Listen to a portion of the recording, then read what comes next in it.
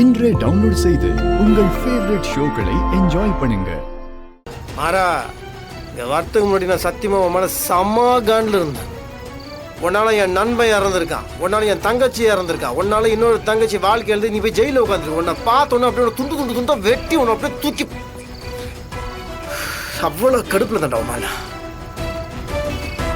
ஆனால் எப்போ உன்னை வெறுக்கிற என் தங்கச்சிக்காக அவன் மேலே இருக்க கலங்கத்தை தொடச்சி அவளை மறுபடியும் சீட்டில் உட்கார வைக்கிறதுக்காக நீ கஷ்டப்பட்டு என்னையும் கூப்பிட்ட பார்த்தியா, அப்போவே எனக்கு லைட்டாக பிசுறு தட்டுச்சு. மாறா, அன்னைக்கு என்ன நடந்துச்சுன்னு எனக்கு எதுவுமே தெரியாது. ஆனால் நீ உசுரா மதிக்கிற என் தங்கச்சிக்காக என் தங்கச்சியை விட்டு கொடுக்குற அளவுக்கு ஒரு விஷயத்தை நீ பண்ணிகிட்ருக்க. அதை நீ ஏன் பண்ணுற, எதுக்கு பண்ணுறன்னு எனக்கு தெரிலடா.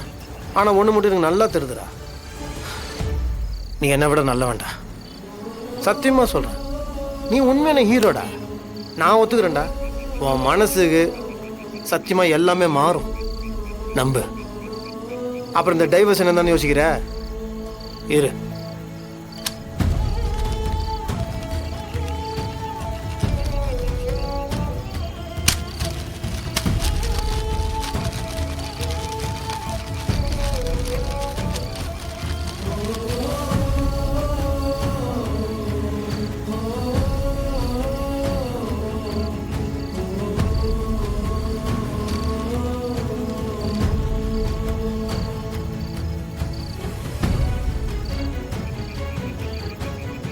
நான் மாறா அச்சதான் நினச்சியா, உன் டைவர்ஸ் பேப்பர் தான்.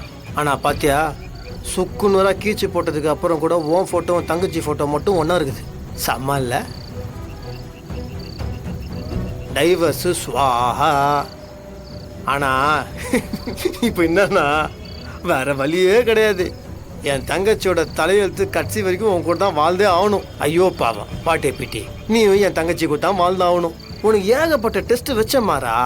ஆனால் கடைசியில் அந்த புரோக்கர் வரும்போது மட்டும் ஒரு வார்த்தை விட்ட பார்த்தியா, வாழ்வோ சாவோ அது ஒருத்தி கூட தான். செம்ம பஞ்சு, எனக்கு அது நறுக்குன்னு உள்ள ஏறிடுச்சு. நீ என்ன வார்த்தையை சொன்ன உடனே உன் மேலே இருக்க கோவலாம் போய் 1000 மடங்கு மேலே மரியாதை வந்துடுச்சு எனக்கு. பார்த்துக்கோ, கட்சி வரைக்கும் நீ என் தங்கச்சி கூட தான் வாழணும். ஏதாவது சிலிமிசம் பண்ணன்னு வச்சுக்கோயேன், நான் ஒரு மாதிரியான ஆள், யோசிச்சுக்கோ.